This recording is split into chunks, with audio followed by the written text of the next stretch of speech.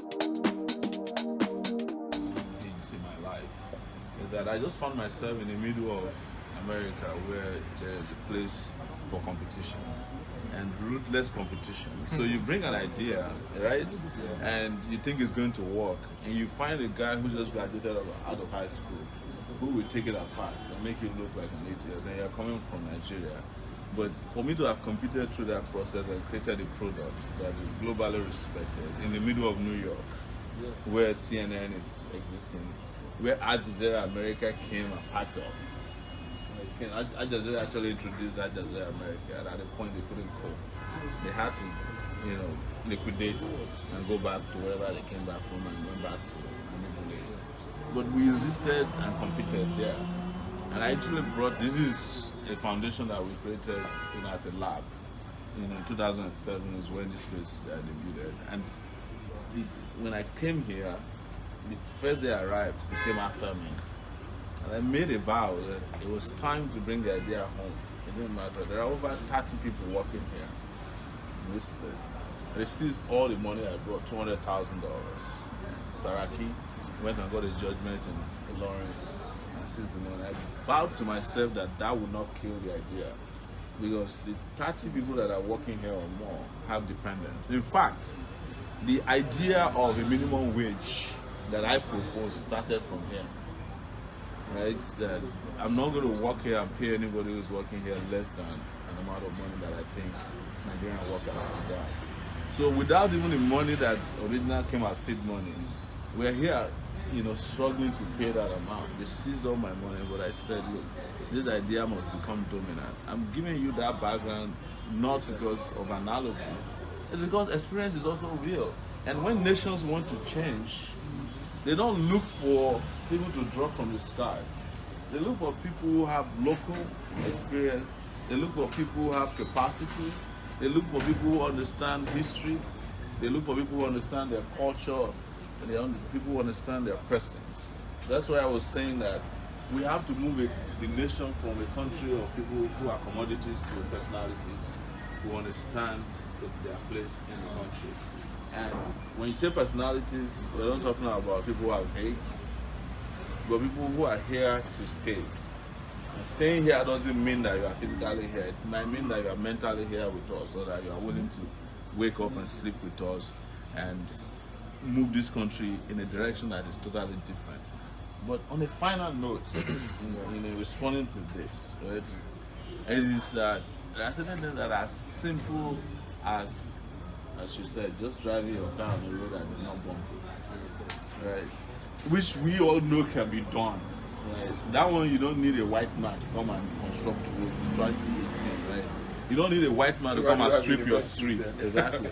You don't need a white man to be the professor or lecturer in your university. You don't need a white man to understand that a 6-block classroom can actually have a toilet, ceiling fan at the minimum, and a window that is wind resistant or storm resistant, or like a drainage at the roof so that when rain is falling, it's not falling directly inside the classroom.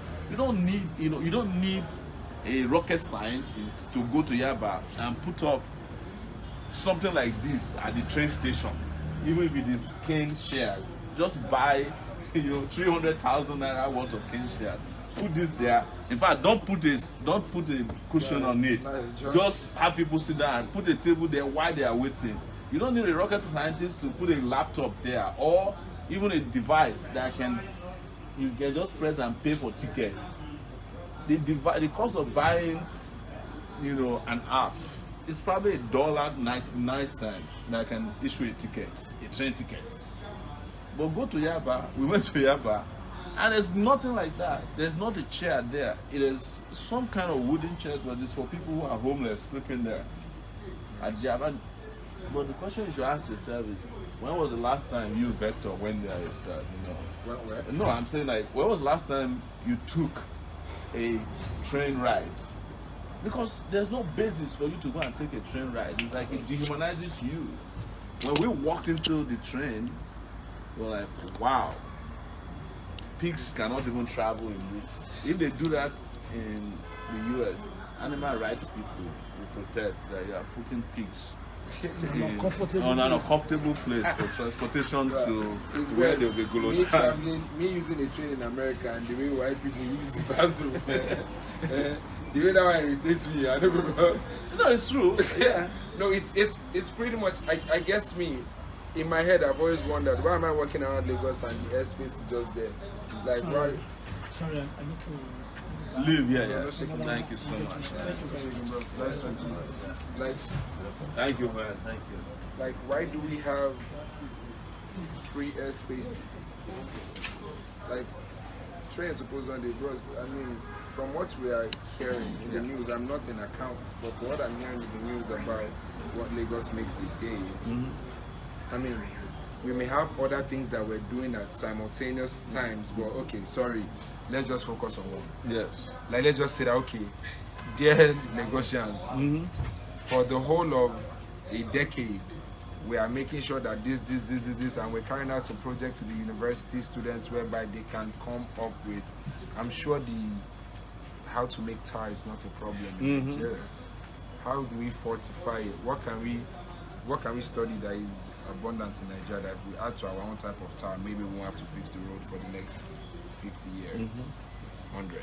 Let's build. Let's know that we are messing up because we are developing our own people, not any small thing, foreign contract. Yeah, exactly. Any small thing, like, you get what I mean? And I see that and I'm like, okay, when it's happened for so long, I can't even blame people that see it as a norm because not everybody has the power or the ability to be in America and know that we're driving there, and by the time we get to the edge of the road, there's a chiseling in the ground that creates a vibration that maybe wakes you up if maybe you're asleep. Yeah, it's on the side of the road. Yeah, it's on the side of the road. Off the road. Yeah. If you're veering off the road, like, you just your car vibrates, and if you were sleeping, it'll wake you up. Or if you were distracted, before you hit the median, you ask what's that, and you get back to what you were doing. Yeah, back on track. Yeah. Like, a few of us have seen life on that level. We've seen how, don't worry, run the lights, you get that flash, and don't worry, your plate number is registered and all these things. Like, you get that. I'm not even saying we should run with that immediately, but how do we always have the same things repeating? It's like, do we ignore the patterns? Is it that people are continuously saying that, okay, if you make and they just let that be, or we're just structured to fail? I don't think we're structured to fail. I think there's something about how over time there is an organized destruction of the human dignity. I mean, human dignity in this country. And that was deliberately done through the education of the populace. See, when people are educated, they are very difficult to, misrule the way they have misruled Nigeria. And you notice that one of the things they went after at first was like, they went after education. It started in 1978 when they stopped funding feeding for university students. And then by the time the military came in 83, one of their targets was education. When Babangida came, they finished whatever was left in the education sector. They even wanted to close down more universities. They said we have too many universities. Whereas other parts of the world were building more universities and schools. So, and it's organized. It's also international because the World Bank was part of it. The IMF is like, why are you investing so much money in the public sector or the social sector? Why don't you just invest money in, technology, things that can help them import more goods here or find, ready-made labor.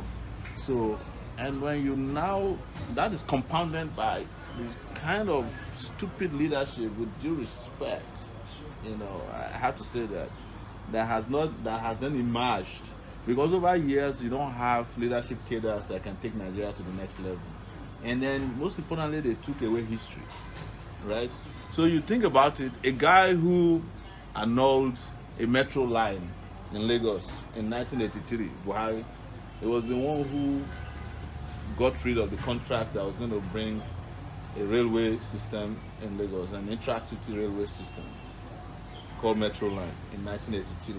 He then came back in 2018 to commission a bus stop or bus station. You understand?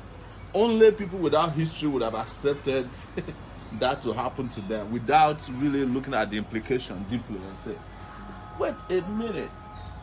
We had a chance to have had a subway system in 1983. You stopped it. And in 2018, you are shutting down Lagos a whole day to commission a bus station.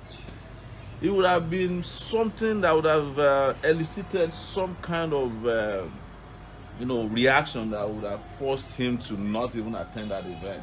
But without history, without critical thinking, which our education has been stripped of, there is no way people can think progressively like that, because who would help you think about it? Somebody was telling me the other day, I think it was one of our staff, saying, oh, we didn't even know the people who killed Ken Saro-Wiwa.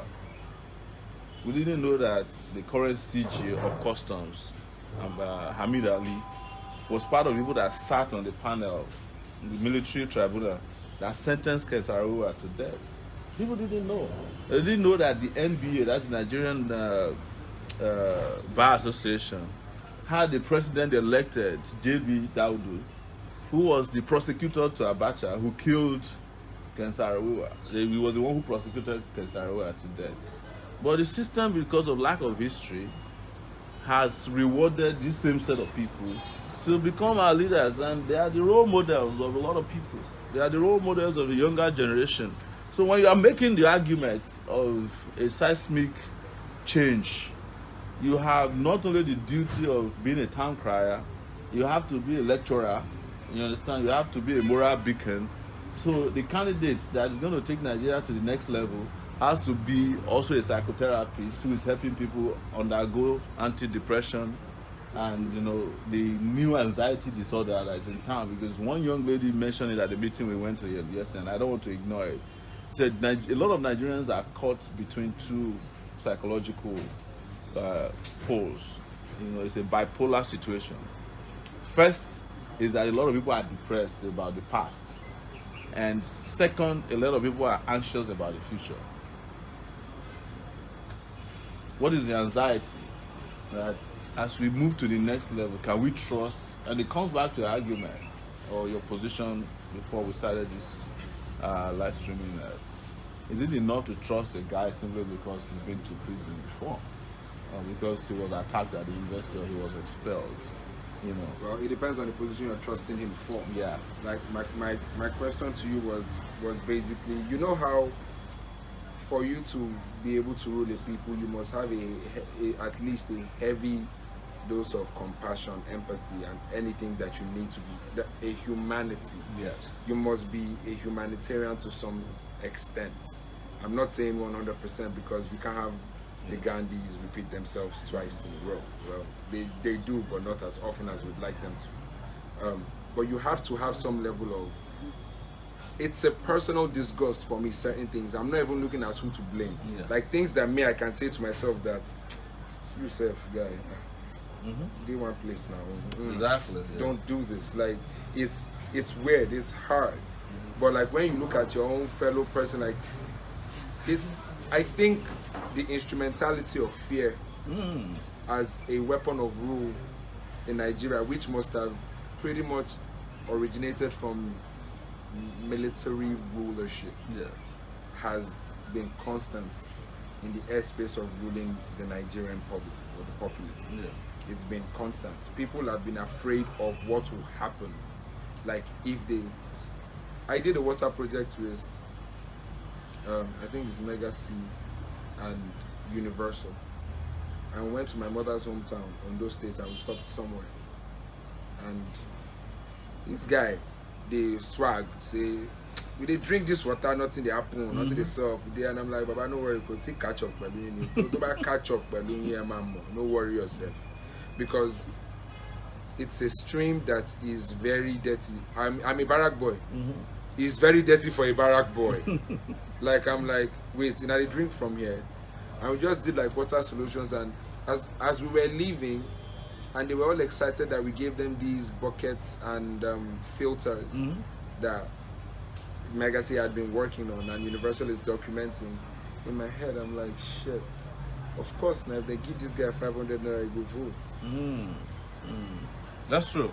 So, that where that takes us is that I want us to start looking for the difference between humanity and philanthropy, right? So government has been replaced with symbolic philanthropy. So we are promoting in our society. Of course, now it's a social media craze now. Yes. People are at orphanages and they're taking pictures. Exactly. It's like So it's symbolic philanthropy. We just have people say, oh, in fact, they asked me, what have you given to your community? How many people did you give scholarship? They don't understand that there's a difference between being a human, being human, Yes. and being a philanthropist. And because philanthropy is like, okay, you are forced to do it, maybe to claim credit, to get tax credit. They do it even in People advance. can afford now. Yeah. Everybody can afford to be human. It's not everybody that can afford to send Yeah, other exactly. people to school. I may not have the money. Exactly. So they may not have the money, but that empathy is something you develop over time, and that's what strengthens it strengthens your humanity. Because over time you're looking at it, just like you said. Do you know what is your humanity? Is there a point where you got to a river or a stream, and you know yourself that if you drink it, you are probably not going to make it home, and you're like, wow, we have to do something about it. But symbolic philanthropy is that you drop the bucket and the filter, and after the filter and you leave, they probably throw away that bucket. If you go back and check, the bucket is probably not something they are using over time, because the reality is that you need to have a structure that funnels water to people's houses on a regular basis. Things you take for granted when you walk into a hotel room, you're not looking for a filter and a bucket, right? Because it's part of the infrastructure there, and we need to build an infrastructure of humanity in the country that is like, just take it for granted that there's water wherever you get to, and the water is drinkable, right? And the water quality is something comparable with, like if I go to a city in the US, for example, and I find myself in the middle of the night thirsty, and I don't want to go out and go and buy water along the corridor, I'll go on Google and find the water quality level of the states. Can I drink from the tap? It's as simple as that. Well, come on, anybody can put that up. No, Right? no, it's real. Maybe here, but in the US, there's actually a quality control process. I know. There. So they'll say, hey, don't drink water in New York because the public water system is not good. But if you are in a certain city in Canada, they'll say, look, it's better than what you get from ever. So it's true. Somebody is out doing it because constantly they are controlling the process. It's not the government that is putting out propaganda that their public water is the best. For me, I'm just using that as an example of how to build humanity into a system that is different from philanthropy. I love philanthropists, but this country must get to a point where, our level of philanthropy is built on humanity, not based on humanitarianism. Yes, of course, because like you say, LeBron James, like basketballers, they go back to like the neighborhoods that they lacked in and try to provide there. Like it's not. I'm not saying they don't do it elsewhere, but it's pretty much like you wear your jewelry from your house to the events you're going to. So the best you could do in whatever capacity you can, you should be able to give back to your hood. But now that I've had a conversation with you, now I can sit down and put two and two together on certain truths that I've observed and say countenance and stuff. And I know it's going to be, I definitely know it's going to be a tough one. Oh yeah. It will be a tough one because it's the decay level is, don't worry, like we all struggle with it. We all struggle with it, even if it's mental.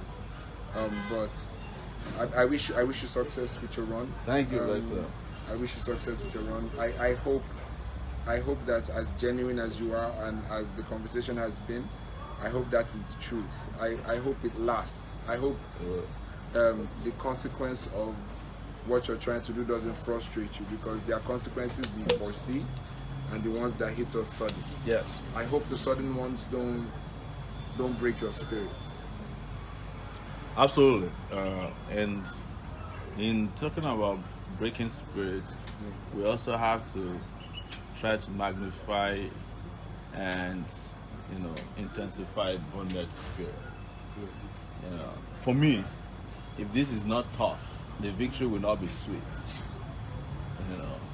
and it has to be tough. We are after the soul of the country, and is cocooned by. Hard to get to. It's very hard to get to it. It's been protected so and much. The people who put it away, they are so entrenched. They are powerful interests.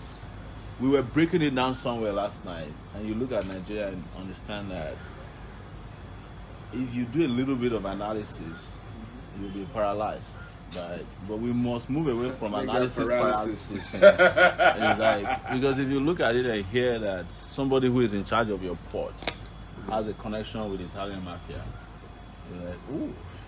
But I don't do based on hearsay. Yeah, no, it's not hearsay, or somebody who is in charge of an oil company, or the oil that's going out of this country, has some entrenched interest somewhere, in the Americas or Europe, and look, they're not just going to wake up one day, and then you have to combine all those forces with entrenched local interests, both cultural, religious, traditional, who are like protecting themselves. We are talking about where to find the soul of the country now. Yeah, you see this thing you said it's very funny, but I believe like no matter what office you're running for, you are entitled to your personal opinions about life. Yes. As long as you are aware of the consequences that come with such opinion. Absolutely.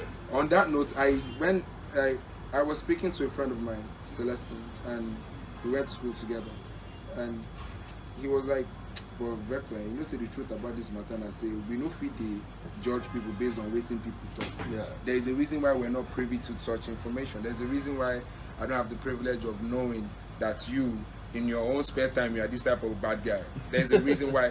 But there's also a reason why I have a brain to analyze your countenance, your body movements, how sincere you sound, based on my own judgment. Yes.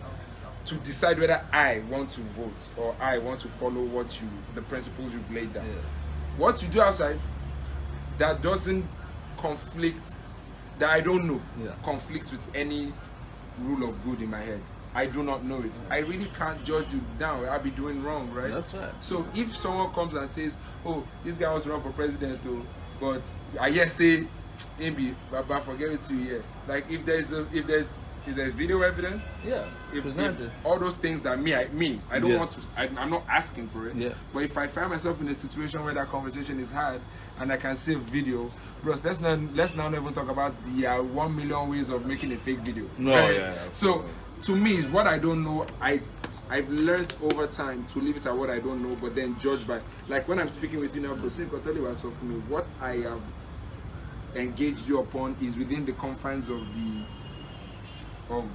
the image you sold to me. Yeah. This is you running for an office that means Baba Nigeria.